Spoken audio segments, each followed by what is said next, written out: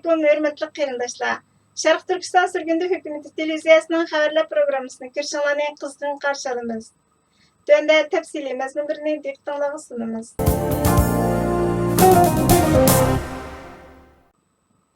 Sharq Turkiston Surgundi hukumati va Sharq Turkiston Milliy Uyg'unish tashkiloti 2020 yil 7 oyda Xitoy jallodlari ustidan Xalqaro jinoiy ishlar sud mahkamasiga arz sungan edi. Xalqaro jinoiy ishlar sud mahkamasi 2020 yil oxiridagi xizmatlarni xulosalash yig'inida dalil isbotlarning yetarlik bo'lmasligi tufaylidan Xitoyning jinoyatining tekshirilishini vaqtliq to'xtatib qo'ygan. 6 oy mobaynida da'voga mas'ul advokatlar dalil isbot to'plab Xitoyning jinoyatining tekshirilish sharoitini yaratdi. 14 iyun dushanba kuni, ya'ni bugun Washington vaqti tushdan burun soat 11da, İstanbul vaqti kechqurun soat 6da ataqliq yozuvchi, psixolog, doktor Mamtimin A'la apandining riyosatchiligida yangi dalil isbotlarni tushuntirish naq maydon to'r yig'ini chaqirildi. Yig'in Sharq Turkiston Milliy Uyg'unish tashkilotining Facebook, Twitter va YouTube kanallarida naq maydon tarqatildi. Vaqtida qatnashishinglarni, savollaringlar bo'lsa so'rashinglarni va qanoatlanarlik javobga erishishinglarni umid qilamiz. Bu yangi dalil isbotlarni advokatlarning o'zining og'zidan anglash bir boshqa. Sanoatlashgan 7 davlat guruhining rahbarlari shanba kuni Xitoyning bir yo'l bir balvoq tashabbusining o'rniga taraqqiy qilayotgan davlatlar ul aslahalarini mablag' bilan ta'minlashning yangi planida birdaklik hosil qilgan bo'lib, bu tashabbus kelgusi bir necha yilda tuvan kirimlik va o'rta kirimlik davlatlarga necha yuz milliard dollarlik ul aslaha mablag'ini kollektiv qo'zg'atishni maqsad qildi ekan. Aqsaroy a'lo sifatli fizikalik, raqamlik va sog'lomlik ul aslahalariga bo'lgan ehtiyoj yuqori.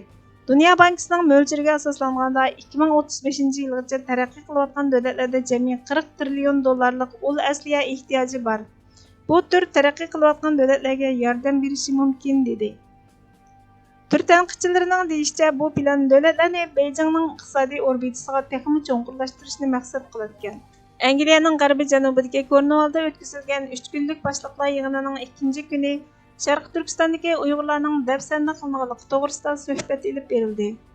Yaponiya bosh ministri Yoshihide Suga kishilik huquq masalasiga cho'nqur andish qilganligini bildirdi.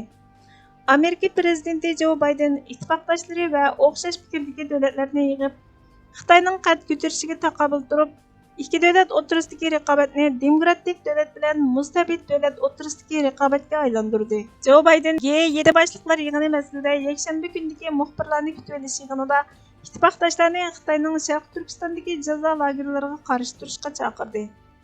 Aqsaroyning yakshanba kundagi bayonotida Prezident Biden va G7 rahbarlari yer shari ta'minlash zanjiridagi majburiy emgak, to'lam puli tahdidi va chiriklikka qarshi turishdagi muhim nuqtalarni cho'rdigan holda bir qator konkret tadbirlarda kelishim hosil qildi. Amerika va G7 hamkorlashuvchilari har xil shakldagi majburiy emgakning yer shari ta'minlash zanjirida ishlatishdan qattiq andish qilmoqda. Jumladan ojiz millatlarning dehqonchilik, quyosh energiyasi va kiyim-kechak sohalaridagi ta'minlash zanjirida majburiy emgak silishni o'z ichiga oladi deyildi. G7 boshliqlar yig'inida yana Angliya, tuvan va o'rtaroq kirimlik davlatlarga 1 milliarddan ortiq Xitoy virusi vaksinasi yordam qilishga va'da berdi va buningga Xitoyni da'vat qildi. Angliya bosh ministri Boris Johnsonning deyishicha, vaksina Birlashgan Davlatlar Tashkiloti qo'llaydigan COVAX programmasi orqali berildi ekan. Boshliqlar yig'inining oxirida e'lon qilingan bayonotda G7 rahbarlari Xitoyning kishilik huquq va asosiy erkinlikka hurmat qilishga, bo'libmi Sharq Turkiston xalqining kishilik huquqi va erkinligi, Hong Kongdagi avtonomiya huquqiga hurmat qilishga chaqiriq qildi. Xitoy virusining kelib chiqishi to'g'risida yanama ilgirlagan holda tekshirish ilib berish talab qilindi. Alma va Nike qatorliq Amerika shirkatlarining Xitoyning Uyg'urlarni majburiy emgakka selishiga munosabatli ayblashlarga sal qarag'anligi va Amerika iste'molchilarining Beijingning zulm siyosatiga yordam berganligi ayblandi. Cumhuriyetçiler Partisining Kengash palata a'zosi Marco Rubio Kengash palata a'zosi Tashqi ishlar komitetida so'zlagan nutqida Xitoyning Sharq Turkiston xalqiga yurgizayotgan zulmi oshkora tursin nurg'ulg'an Amerika shirkatlarining Xitoy hukumatining Uyg'ur majburiy emgaki va kishilik huquq dafsanchiligidan naf olganligini ayblab, Kishini afsuslandırdığını bu şirketler hemmimizni bu cinayetlerge aralashtirdi dedi.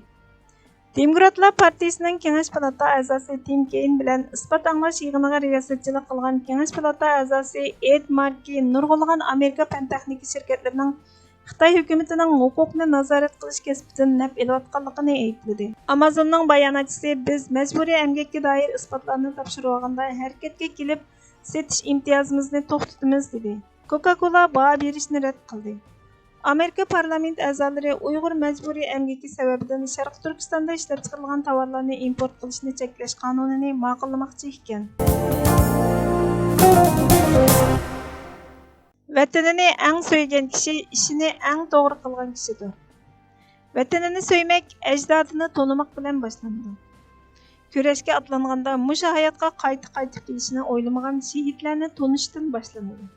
Amonatga sahib chiqish demakdir vatanparvarlik. Tuproqdir vatan. Hurlikdir vatan. Hurlikka erishish uchun o'zini fido qilishdir vatan. Bir millatning nomusidir vatan. Algan nefesidir vatan. Qarindoshlik, barobarlik, birlik bo'lmoq demakdir vatan. Bayroqdir vatan. Bayroq uchun har narsani fido qilishdir vatan. Bayroq bilan birlashishdir vatan. İmanның күчіне көрсетіш демекtir vatan. Hürmetli görürmenler, xabarlarımızdan kögünanlar için köp rahmet. Keler qitimki programımız görüşkice Allah'a emanet bolğaysızlar.